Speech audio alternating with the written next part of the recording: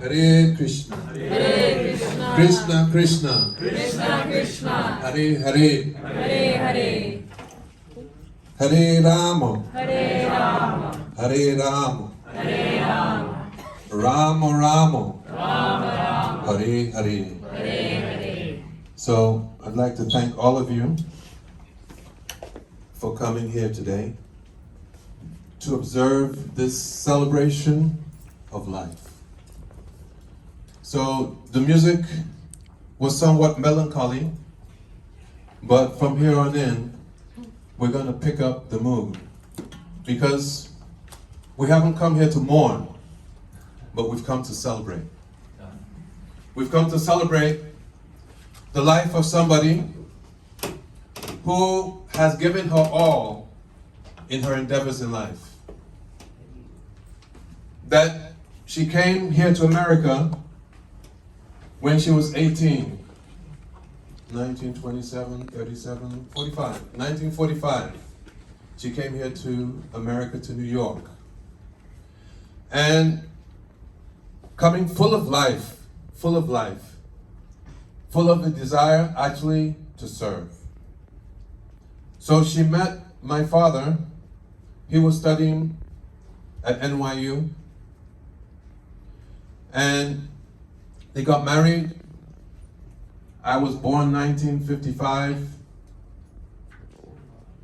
And here's an old picture. I don't even know if I was born back then. Maybe I was just a little toddler. So she had desires to study. Actually, I never even knew. To be quite honest, I was never that close with my mom when I was growing up, because I was studying in England, she was in Nigeria. I became a Hare Krishna and I renounced the world, renounced the family. I only went back after 20 years when my father passed away for his funeral, actually. That was in 1995. And then at that time, I saw my mother was by herself, so I said, let me give her some support.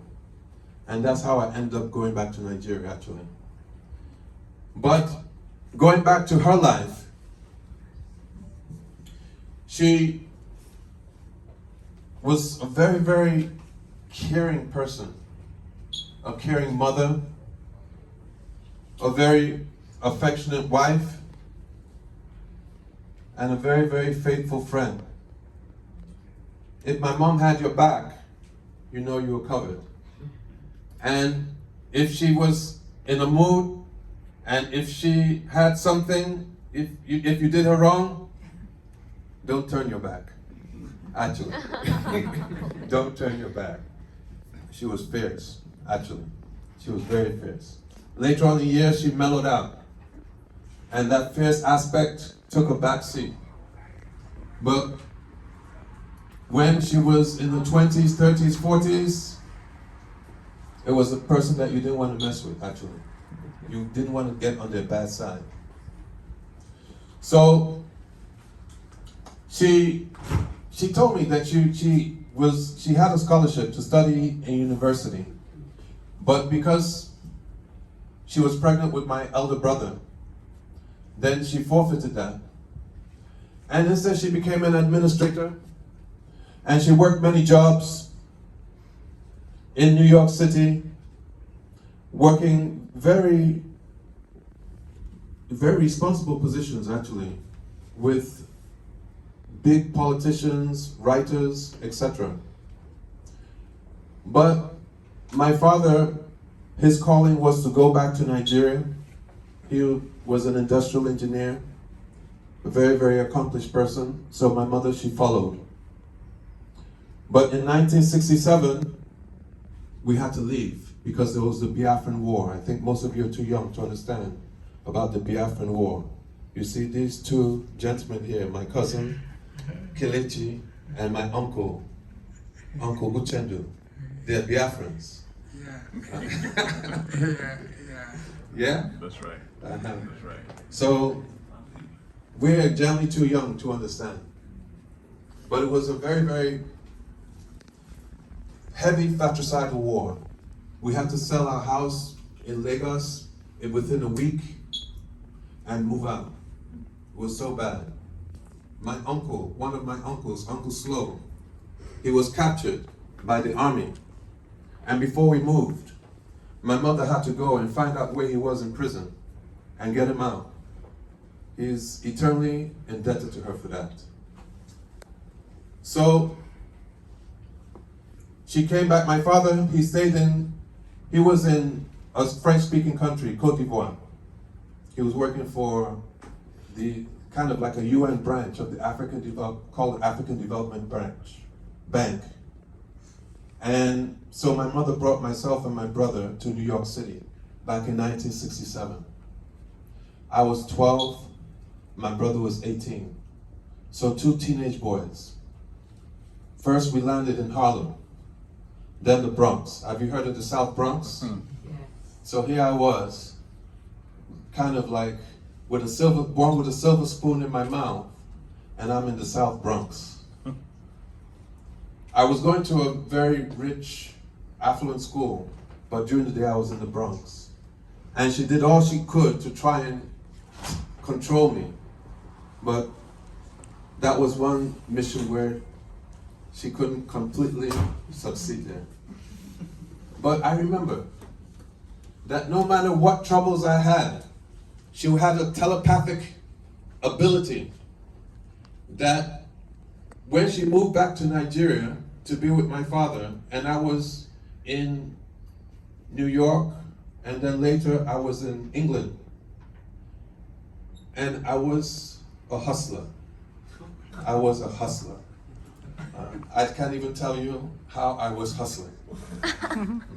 And times when I needed money, telepathically, she always would just send me money. In my life, I've never had any material want. And I was doing drugs, this, that, and of course she was furnishing my drugs, but anyway. But the point is that she made sure, wherever she was in the world, that I always had money in my pocket and I was always good. And then when I went to England to study back in 1976, then I was quite a mad person. And she advised me, she said, for you should look towards the Eastern philosophies, that this will help you. And then I went and I met the Hare Krishna devotees. There I was reading Science of Self-Realization, Bhagavad Gita. And within a few months, I joined the Hare Krishna temple. When she found out, she got on the first plane. She left Zwakali. It's like how many hours from Lagos? And got on the first plane. And she came, and I said, Mom, you just come to the temple and see what it's like. And then she came to the temple. She started getting up for Mangalati at 4 o'clock. She's a very austere lady.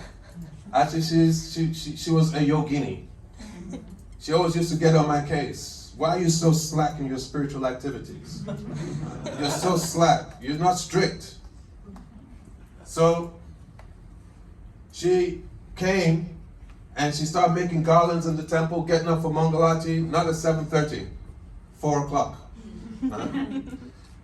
And after 1 week, she said, you know, this is a good place. You stay here. This is good for you. Because I was so bad that this was a dramatic change. Then she went back to Nigeria and she became the first secretary of the Hare Krishna movement. She's one of the founders of the Hare Krishna movement. Though she was brought up a Catholic, but she was so open-minded. So open. That's where I get my open-minded nature from. I was brought up like that from the beginning. She was very open-minded to different religions, Rosicrucian, etc., etc., etc. And she was, you can see she had her neck beads on. She had a time where she was so strict, chanting her 16 rounds minimum, following the principles. Of course, principles for her was no eating of meat, fish, or eggs. Everything else naturally was there. And so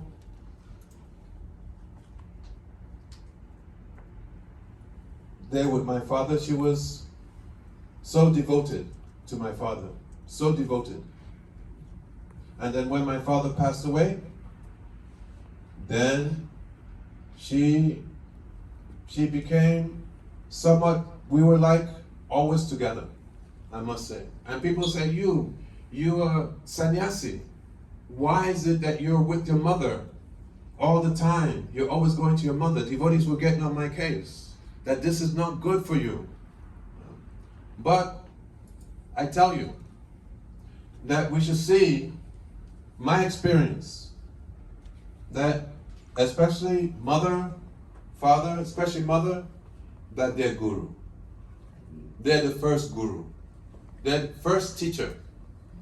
And that if you serve your parents, you serve your mother in this case, that it may appear that you're losing. But my experience is that your spiritual life, it opens up for you and you can go very, very nicely. She was even surprised how I was serving her.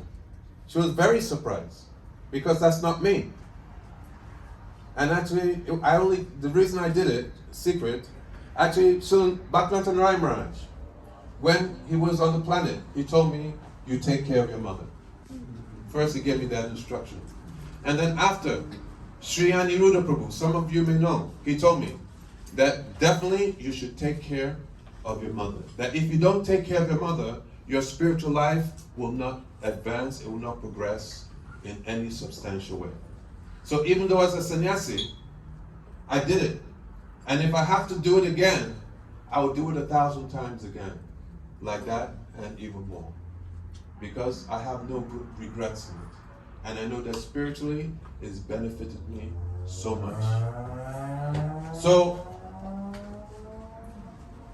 her name, spiritual name, she got initiated by Srila Bhaktivedanta Narayan Maharaj. He was in Houston. I was in England, I believe, and she was in New York.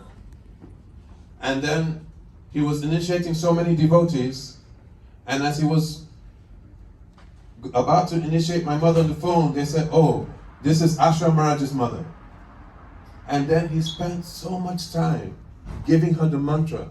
And when she was chanting, he said, repeat after me, Hare Krishna, Krishna Krishna, Hare Hare, Hare Ram. And then when she said Hare Ram, she said no.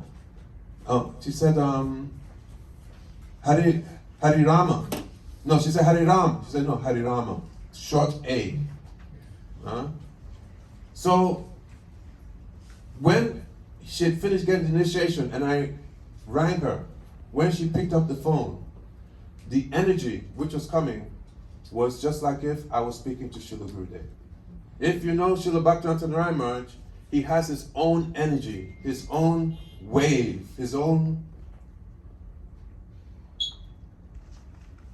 energy going. And that same energy that was Srila Gurudev, that was coming through her. So I'm very sure that Joyce, Pat, as we know Jai Shri, that her situation is very, very favorable. It's not at all a time for lamentation, etc. Because what austerities she had to go through, she went through. And she went through like a yogini, like a yogi. I was amazed. See how she was just, at the time she wasn't eating, just breathing, going in, out, and everybody said, oh, that she's non-responsive. Means that she's practically speaking, she's not with us anymore. Non-responsive. This was for days. So then Oluchi was adopted by my mother which year? So then Oluchi flew in from England. And my mother, she had been non-responsive for like 4, 5, 6 days. So then Oluchi was cutting her toenails. And then Oluchi was talking to her, but my mother wasn't responding.